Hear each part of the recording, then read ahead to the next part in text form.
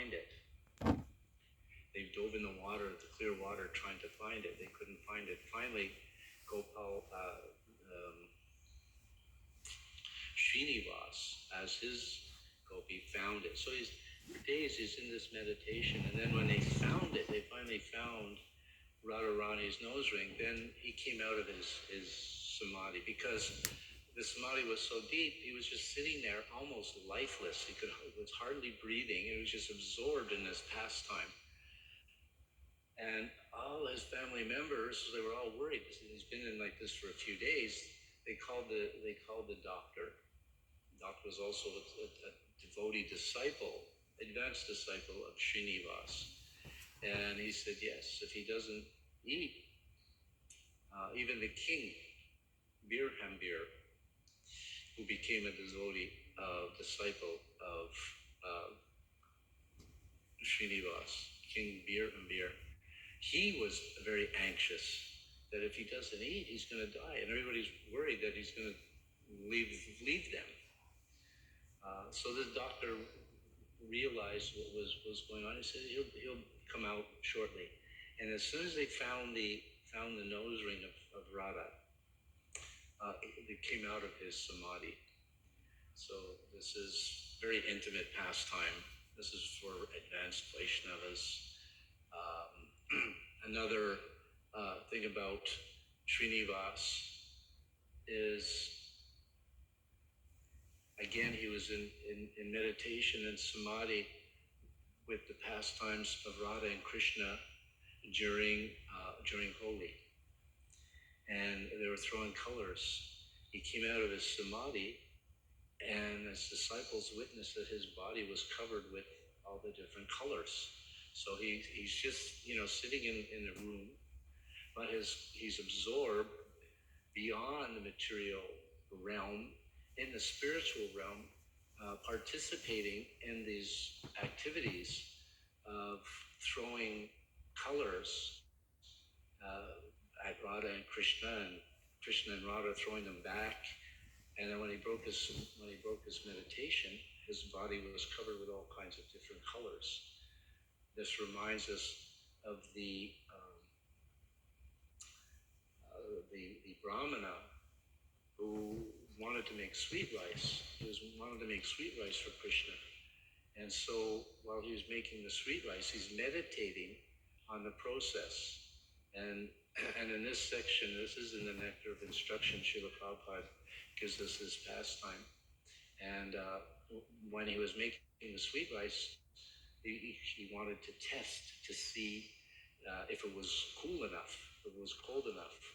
And in this section, Srila Prabhupada said, sweet rice, the colder it is, the better it is. So anyway, this Brahmana was in meditation making the sweet rice for Krishna.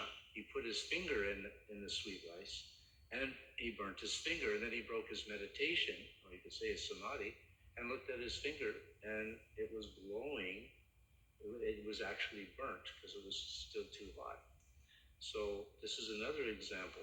And Sridhar Srinivasacharya, the example of breaking meditation and being covered with all the colors. Now, not to get too confused with what samadhi is. Samadhi means absorption.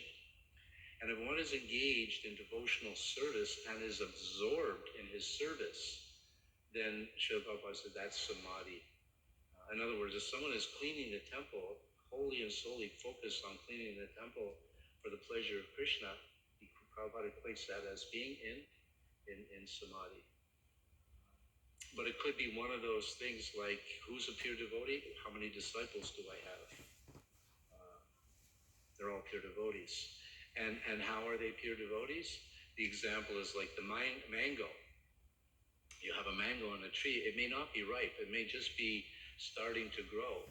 But because it's on the tree, stays connected to the tree, is getting sufficient nourishment from the branch and from the sun, then it'll grow and become a pure, ripe mango. So in the same way, even when one may be a neophyte, if they're engaged in the process of devotional service and determined and continually following the process, then eventually the purification within the heart, it actually does become a pure devotee.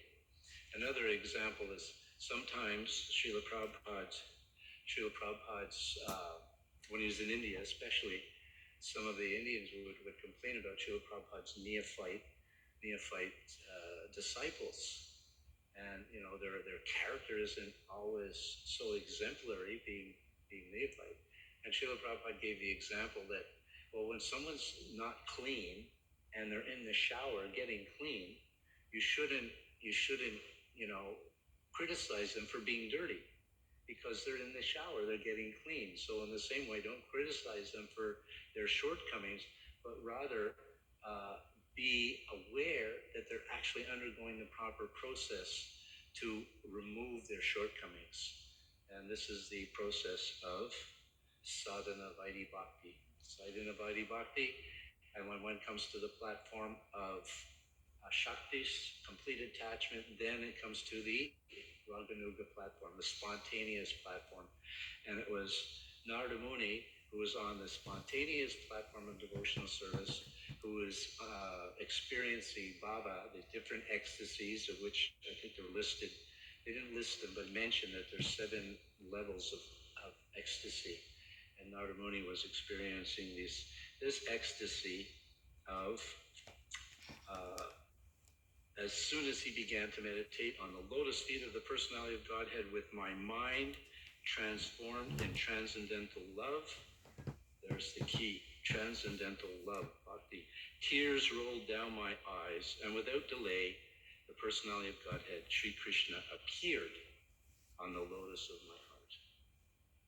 Hare Krishna. Any comments? Any questions?